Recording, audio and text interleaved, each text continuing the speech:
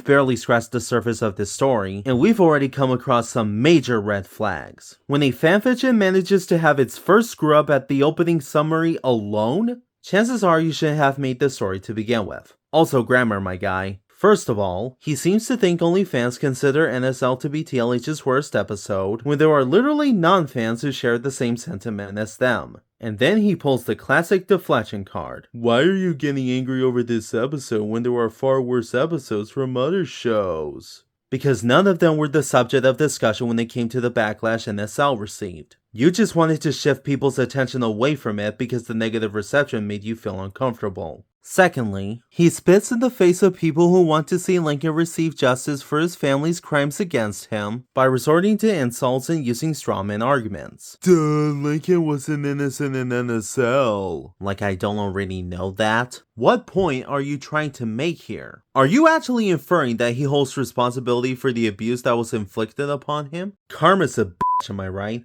That makes about as much sense as saying someone's spouse wouldn't have hit them if they hadn't upset them. Both arguments shift blame onto the victims and downplay the severity of the aggressor's actions. Meh, who cares that he's a victim of child abuse and ostracization? He's just as bad as his abusers. And last, but certainly not least, he confuses the idea of justice with revenge and barbarism. And that's just the author's note.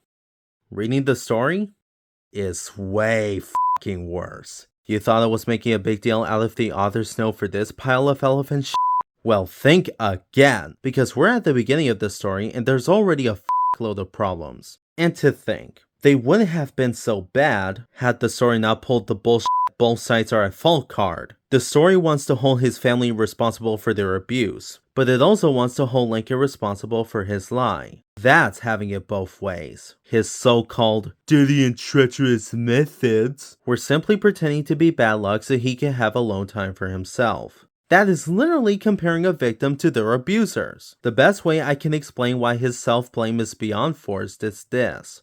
He did not ostracize or banish any of his loved ones from the house. He has no reason to be the angriest with himself. The fact that he lied is insignificant to what his family did. Simply put, the punishment does not fit the crime. Oh, I'm sorry. Did I say Repay Evil With Good treats Lincoln's actions as morally equivalent to his family's? Because it actually frames his deeds as worse than theirs. Out of fucking nowhere, his family's actions are portrayed as somehow noble. GGC Pictures is literally whitewashing their actions while demonizing Lincoln. And just when you think this shit couldn't smell any worse, it has the absolute gall to frame his desire for justice as selfish. Like, are you shitting me? Imagine genuinely believing that his second mistake would be worse than his first. Reporting your abusers to the authorities versus lying to get alone time. Does that make any sense to you at all? It forces Lincoln to disregard his well-being and tolerate their cruelty for the sake of preserving the family.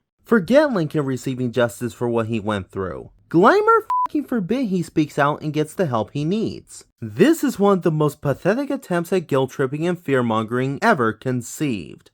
If you thought you could pull on people's heartstrings with this passage, that opportunity was off the table the moment you decided to equate him with his abusers. You can't portray him as someone you're supposed to sympathize with when you spent the entire story demonizing him up until that point. Pick a lane and stick to it. Lincoln buys ice cream for his folks because f*** it all, that's why. They refuse to eat their frozen trees out of fear that something bad will happen to them. All because he wasn't wearing his squirrel suit. Lana silences them and issues a challenge, to which they reluctantly accept.